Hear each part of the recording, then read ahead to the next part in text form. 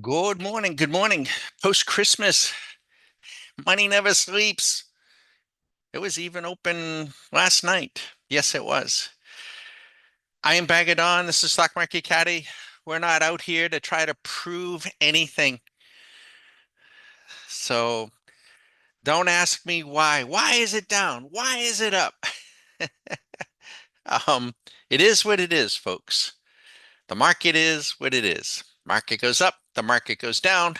It's called money flow, and all we're trying to do is extract cash flow. If you are with a brokerage that does not enable you, that's Abby, by the way. Every day is Christmas for Abby. You can hear her squeak toys. If they don't allow you or enable you to program trade by a machine, you need to find a new brokerage. I was thinking about that this morning. I mean, I'm sorry. You got to find one, you know. I mean, we're favorable to TradeStation. Now, if you're in a country that doesn't allow, you need to find a country that does. You need to find a way and or get some things changed in your country. I mean, really. If they ever did that here in the States, I would move. I would go to wherever I have to go to be free, wherever that is. It's my money. And I should be free to do what I wish with my money. So we do not make any claims of success. We don't make any specific recommendations for you to do anything with your money. It's your money. It's your time. You get to decide what you want to do. Unless, unless you have somebody, a company, a country, putting boundaries around you. Oh, and there's Abby. Abby, Abby, she's weighing in. She's like, yeah, no boundaries. She want to run free. So in any case, no boundaries. But we don't make specific recommendations to buy or sell. We don't make claims that this is something that you should do. It has to be something you want to do, something that you're enabled or empowered to do.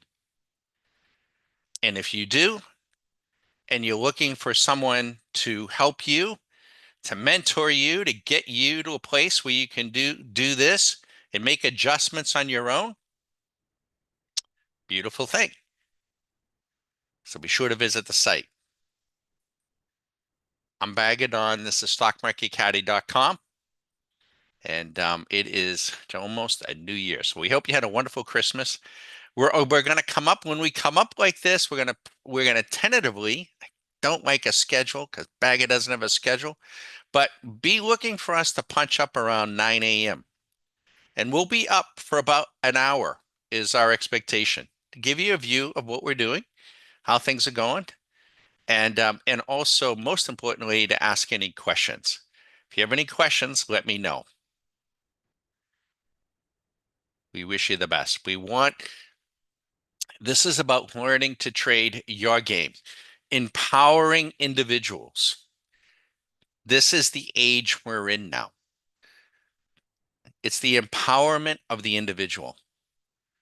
That's why, on a broader scale, not to get political, why these other systems and governments are coming down. It is the age of empowerment, individual empowerment. And okay, the machine just took a little trade there.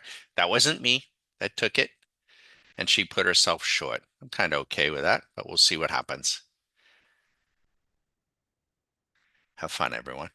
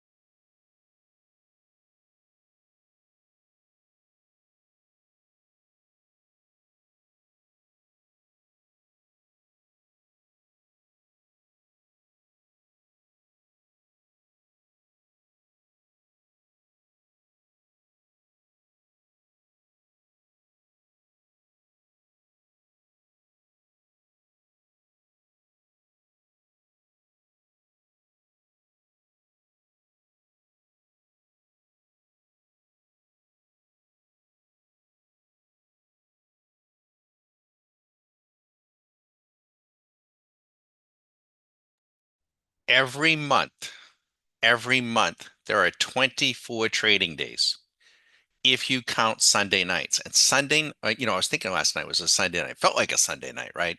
Holiday night. It wasn't really Sunday. I'm thinking today's Monday. So, if you count Sunday nights, there are 24 trading days every month. Now, if you're trading in the public markets, you only get to trade Monday to Friday, and you only get to trade from 9:30 to 4. Who's doing all the trading after around that? You know, carving up your portfolio. Who's doing that? I used to ask questions like that. Why do I only get to trade between 9:30 and 4? Who's doing all the trading? What are these futures markets? That's how that came about. It's like, what's going on there? Why can't I trade there? You can trade there. Why not? The banks were trading last night. They don't leave their money unattended. Are you kidding me? Now they're probably in Aspen, or they're probably down in the Bahamas or St. Kitts, and they got college kids running their computers, you know, they're skiing off the back of their yacht. Whose money are they trading? Other people's money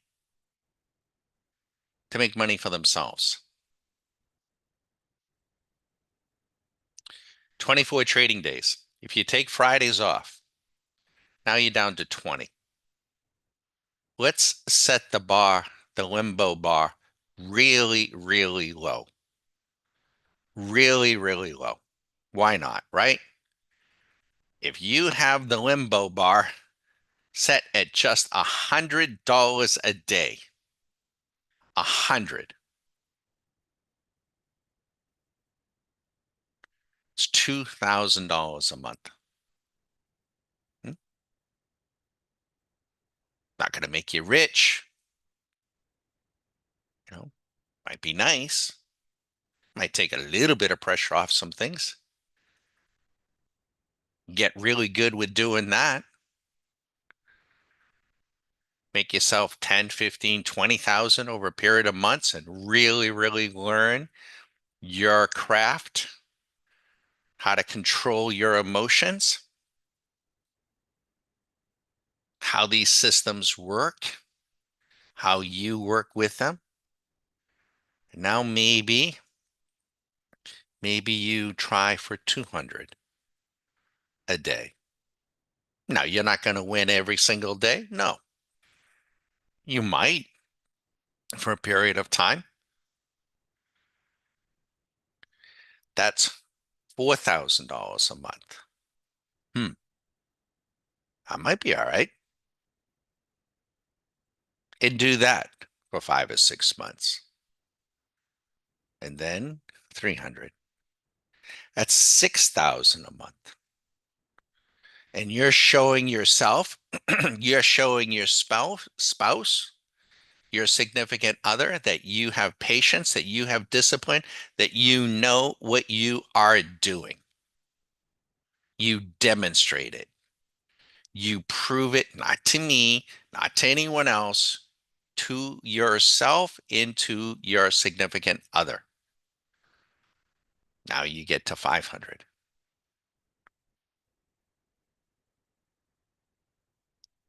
Don't start. Do not start with a small account and think you're going to come in here and you're going to, on day one, I'm going to make 1,000. Screw him, me. Screw him and what he says. I'm going to make 1,000. I want you to make 1,000. You want to make 1,000 a day. Quite frankly, I'm not sure why you want to limit yourself there. But my suggestion is start, and start small. Set the limbo bar. I guess the limbo bar should be set really high, I guess, if you're playing limbo, but I didn't really think about it. But you get the idea. When you're learning to play golf, do you break out the Big Bertha and, just try to smack the ball 400, 450 yards and work on it, work on it, work on it? What do the pros say? much of the game of golf is 100 yards in, 100 yards. Yet, the kids at Top Golf, they're not practicing that. They're trying to smack it over the fence.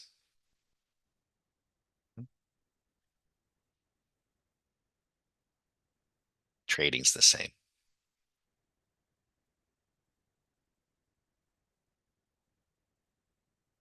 I have not put any of these trades on, and I have not taken any of them off.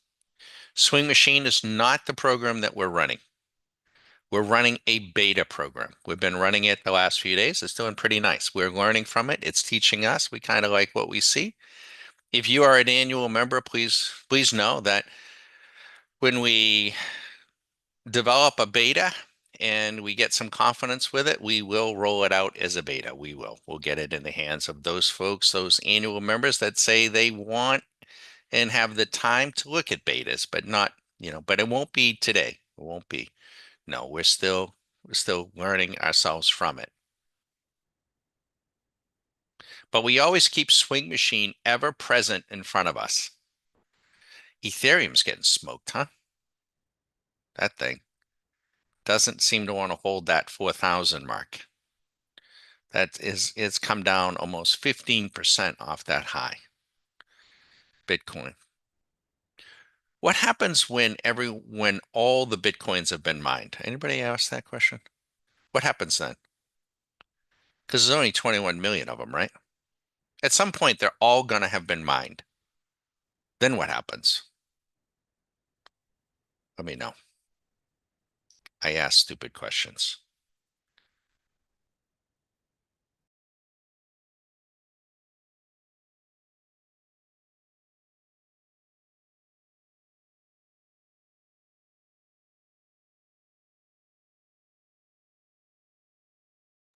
The other stupid question I have is, Bitcoin came out of the ground, literally out of the ground. We don't know who created it, Satoshi, Goshi, whatever.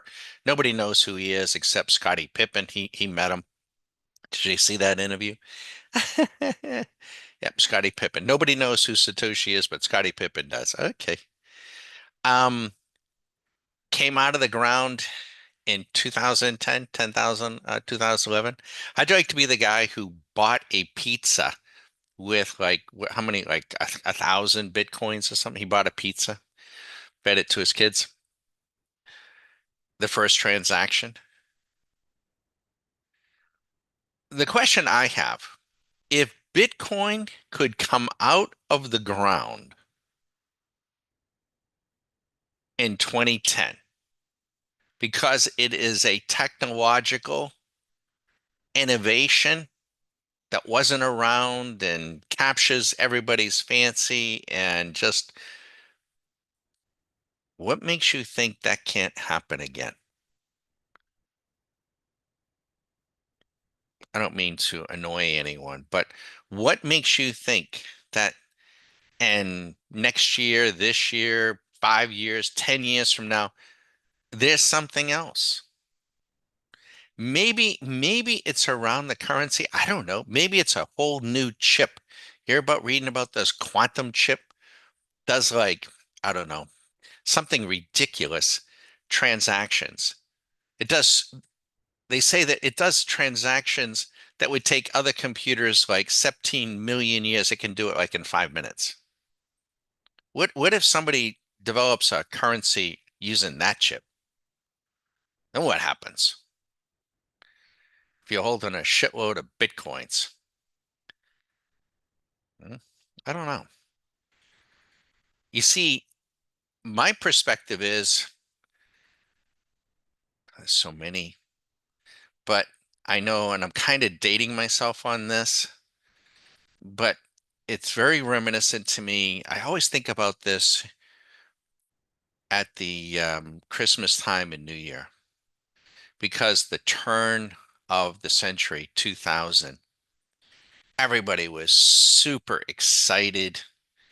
The internet was, this thing called the internet was coming out, and it was just Glasnost was coming about, Russia that was coming apart, China was coming online. so much promise. And there were these group of investors, and if you, okay, we just changed gears on us. If you think that the crypto crowd, that they're fanatical and that they're buying hardwares, and like that's the first time, you better think again. You better think again. And I'm not saying this group was the first group either. They weren't. There's always another, but they were the AOL, America Online. Do you remember that? Remember, they used to go, you would go every Friday to this store, and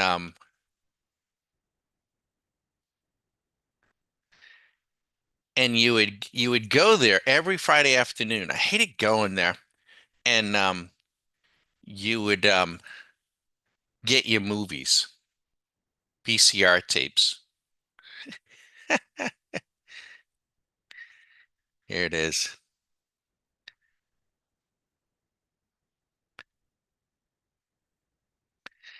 And they would be giving away the AOL sign up.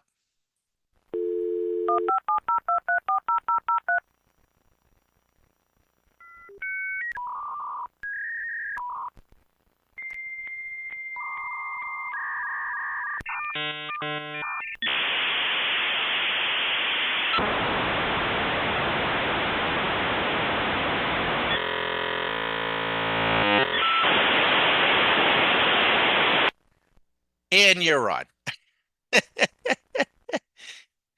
That's what we did, right? And AOL even had these things called, they didn't have Twitter, they had chat rooms, which quite frankly, I mean, it was Twitter, it was chat. Oh my God. But the people who owned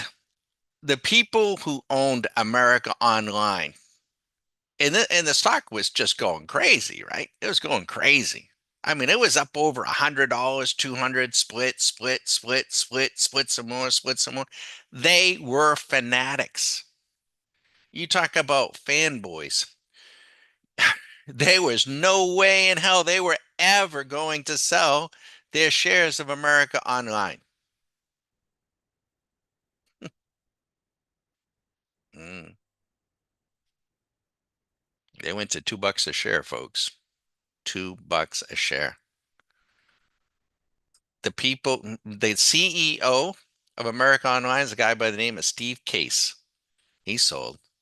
Ultimately sold the company to Time Warner, which was a cable company, and then gone. I hope I live to see it. Michael Saylor. He can turn a phrase, can he? He can tell a story. He likes to tell the stories of Bitcoin. He compares it to it's just like, back at the turn of the century when the wooden ships would come across the ocean and they were state of the art. Wooden ships. Now we got iron ships and all. He's on this kick. It's like when you buy Bitcoin, it's like buying a piece of Manhattan back, at the when the country was first founded. It's like owning a piece of Manhattan. I mean, this guy's full of so much shit. And I'm sorry, he is full of shit, folks. I guess I'm not that sorry. Now, I know he's loaded. I know that. But I also know, been around long enough, that just because you're loaded doesn't mean you're smart. It doesn't mean you're honest. And if you're listening to that shit that he peddles day after day after day, Michael Saylor on Bitcoin, just stop for a moment and think it through. And you might want to be listening to some, opposing points of view just so that you can make a good critical decision. Because I can tell you, he may own a shitload of those coins, but I can promise you that when those things start correcting and pulling back, he will be hedging in the futures market. Now, he may not be doing it personally. He may have people doing it, but rest assured he is. And he never breathes a word of it. Never. You must, if you're going to create a bubble, you have got to create a buzz and you've got to get people to buy, buy, buy, buy, buy, buy. So whether it's Bitcoin, Ethereum, Fartcoin, can you imagine Fartcoin? It went to $1 billion in market cap, and then it lost $500 million in a couple of days. Just because something goes up doesn't mean that it has to come down. Doesn't mean that there's value there. And you know what? I grant you this. The reason why we trade, I think that this is Ponzi.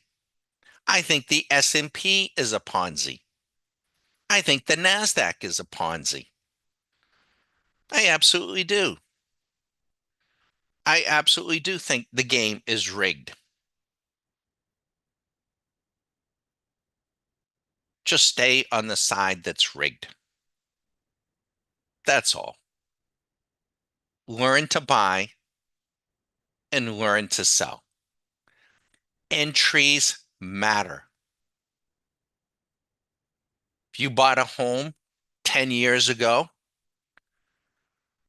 for, I don't know, 200,000, and you turn around and you sell it today for $1 million, beautiful. But that doesn't mean that today, that if you buy a home for $1 million, that 10 years from now it's going to be worth 10 million. It doesn't work that way. It doesn't. You know it doesn't. History is replete with this. Booms, busts, booms, bubbles. There's a great book. It's over 100. It was written in the 1930s, but it goes back centuries. Go get it. In every little town, there are these buildings. They're made of stone. They're real quiet. And they got these things in there called books, and they're on the shelf. There's a book. You can order it though today. You don't have to go downtown to the building. And it is called the Madness of Crowds. I first read the book in 1999. I wish I had read it earlier, but I knew, I'm like, Susie, this is a bubble. What's a bubble? Like, well, I'm like, you know what? I'm going to get this book. It was written in the 1930s. Maybe these people know a little bit more than I do because they were around a little bit before. Go get it. You read it. They'll give you example after example because technology changes, the currency changes.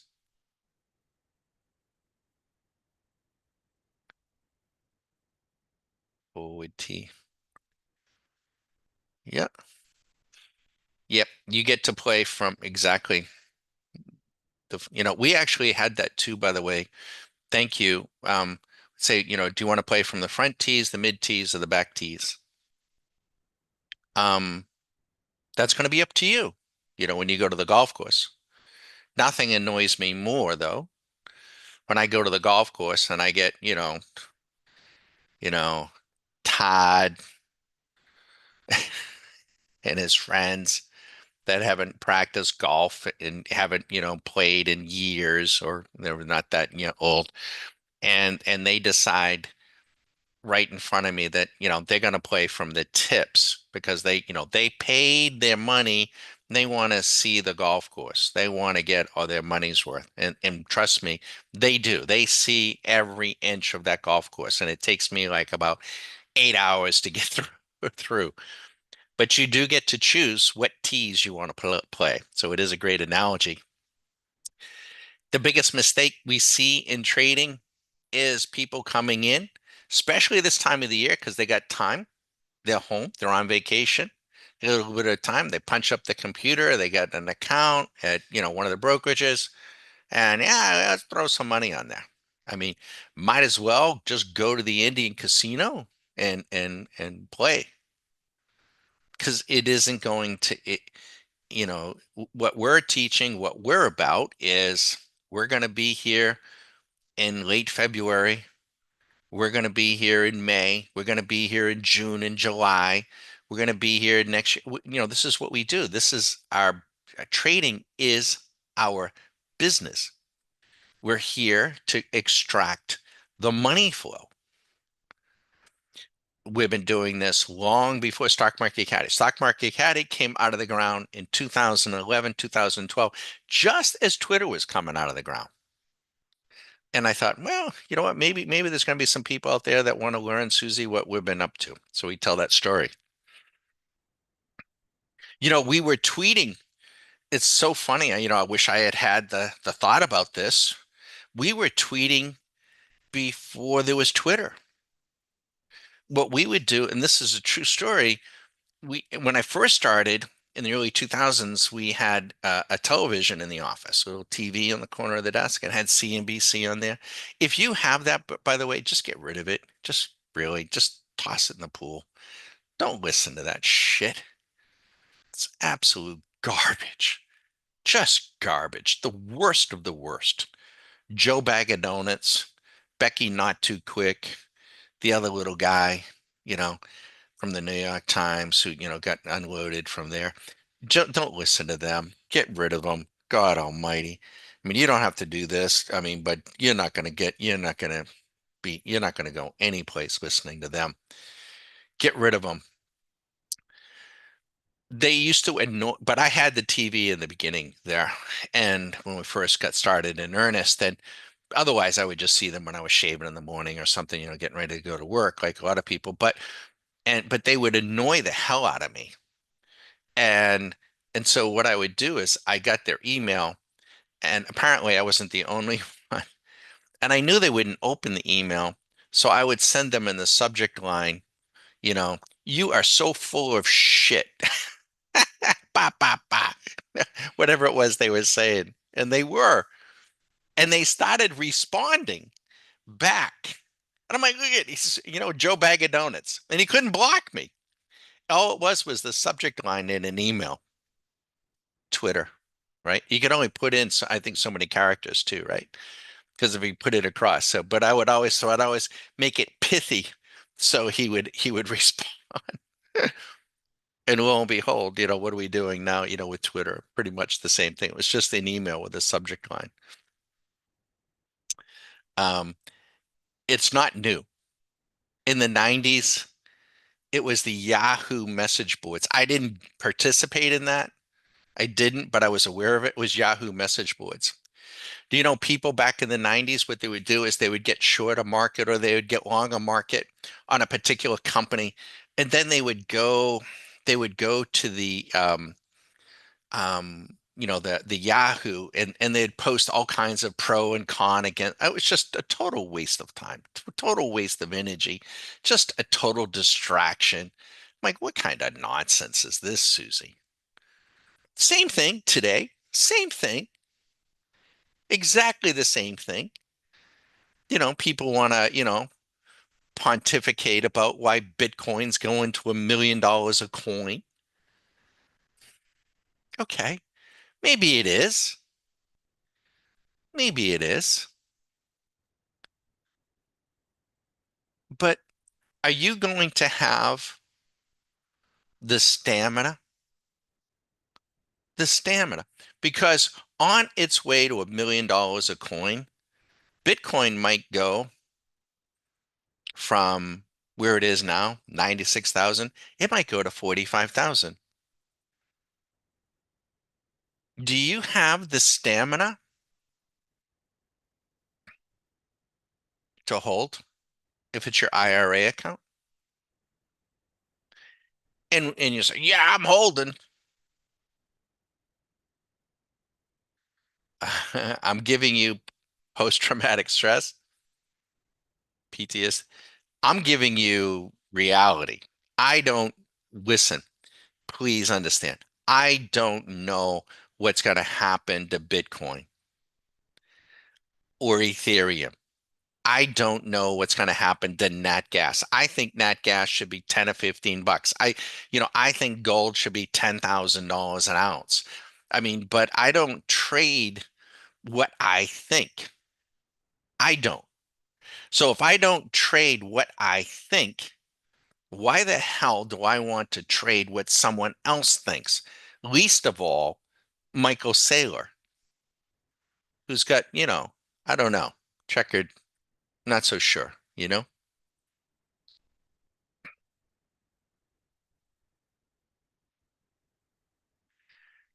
It's happened before. This is all you know it. I'm just unfortunately, and if I make you uncomfortable, then everyone what they do is they just pull up the covers and I don't want to listen to that guy and they go to the next station and they just move on.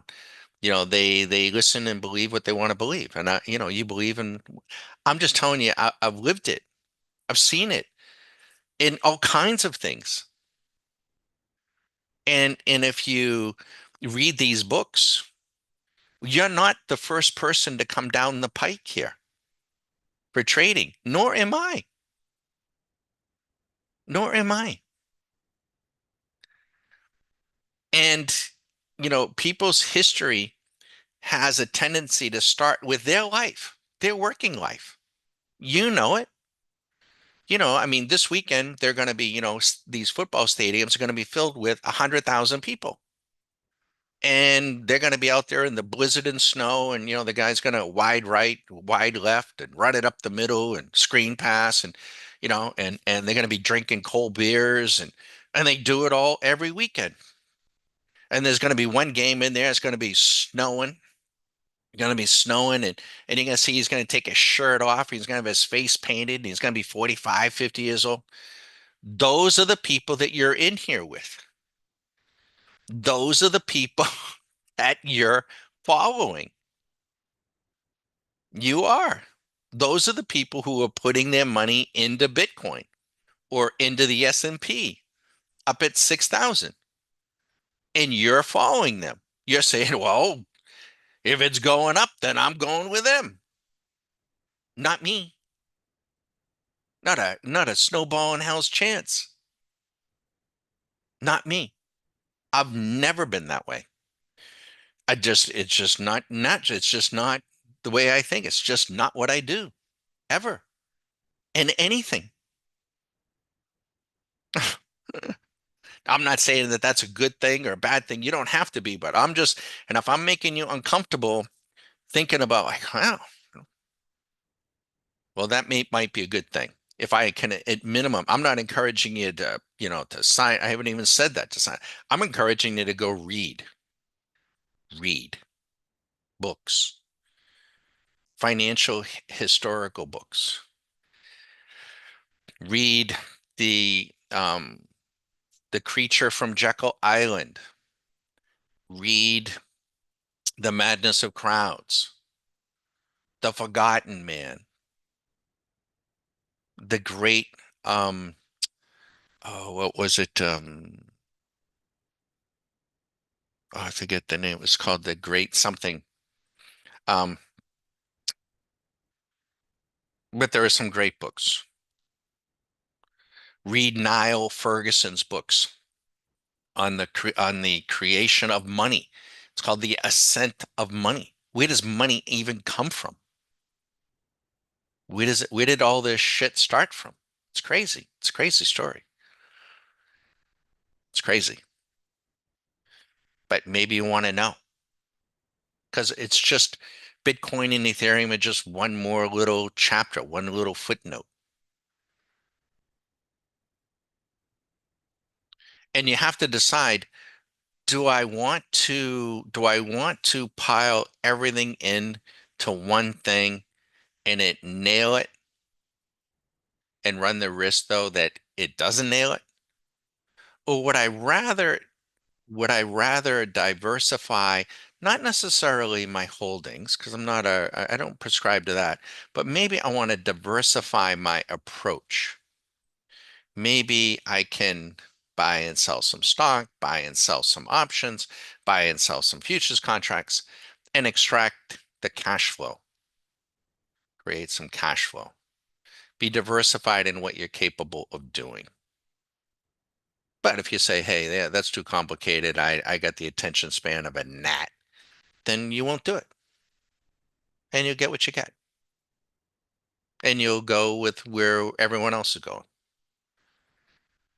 You know, when the dot com blew, everybody who was bragging to themselves, you weren't the first ones to be, going to family events and, people telling you this past Christmas probably how much Bitcoin they have and how rich they have. It's not the first time. In the 90s, they did the same thing. And then after the bust, everyone wanted to tell you how much money they lost. I couldn't figure that out. And then in '08, same thing, was like a badge of honor. Everyone wanted to tell you how much money they lost and how much longer they were all going to have to work. I'm thinking, what? This is the craziest damn thing I ever heard of, Susie. I'm like, I don't, I mean, they're really nice people. That is not me. I don't want to follow that. I don't want to be part of that. Misery loves company. No, no, up to you. We have traded down. It is not possible when we do these sessions. It is not possible. Um, we're not trying to prove an outcome. We're not. We're not trying to convince you to do anything. We're not. I'm not. Maybe force you to think a little, and I think that's always a good thing.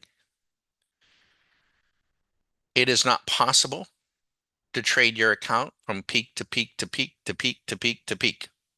Say that over and over and over again, yet people try to do it every single day. Not possible.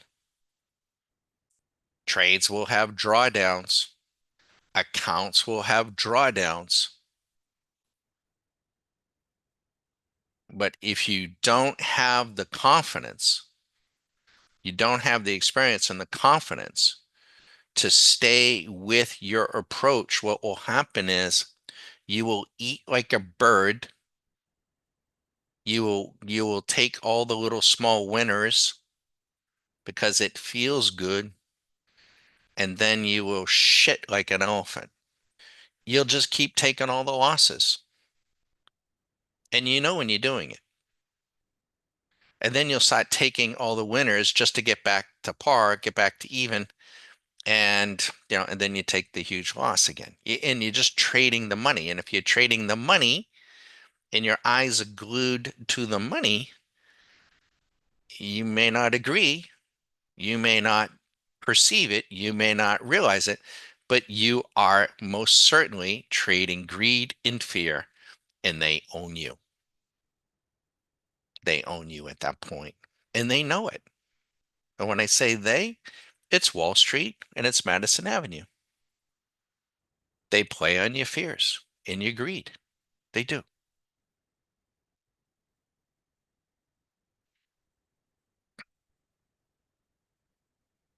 We have over 70 at last count proprietary programs to trade the markets. Embedded in that 70 are numerous, infinite number of combinations and opportunities. We can specify the time of day. We can specify the number of trades. We can specify profit targets. We can specify stop losses. We can get the machine to make adjustments on the fly. They call that AI today. We've been doing it. Can make adjustments, all kinds of things. We can specify the day of the week. What does that enable you to do? You can, if you're pretty good with a computer, you can begin to backtest to find out, Does a certain program run better during normal session hours than overnight? Does another program run better on one day versus another day? Find out before you move forward. You want to belong to one of these brokerages? I'm not going to name them, and they have, Joe Bag of Donuts and this guy and that guy who got laid off from wherever, and they teach their little seminars, and they got, oh, the candle means this and the candle means that, and the moving average this and the moving average and the stochastics and the MACDs. If any of that worked, why doesn't he program it and just let it run? Yet they'll ask you to do it. And you could spend a month of Sundays doing it. Now, that is what we refer to as mechanical trading. It's important to have a skill set of mechanical trading, but it can be a hard way to go.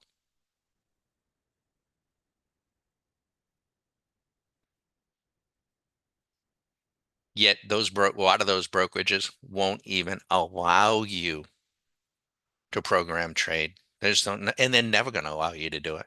They're not. They're not. We've been doing this a long time, a long time.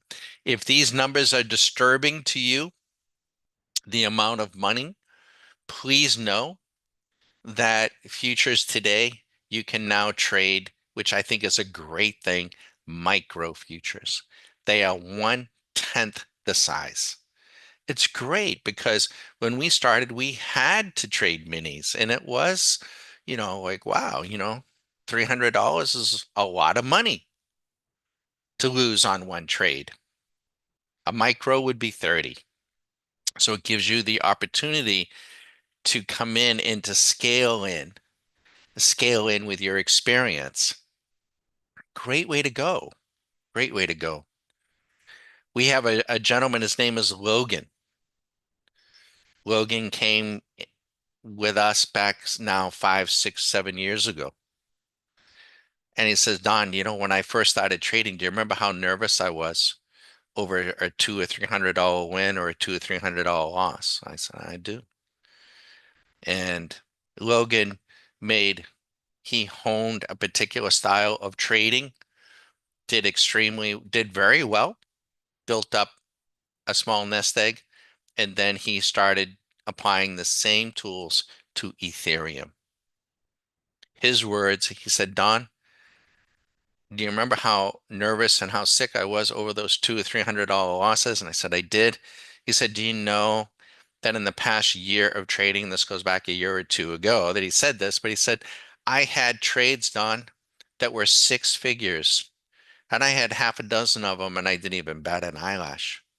It didn't impact me at all. Because can you believe it? I'm like, yeah, I can.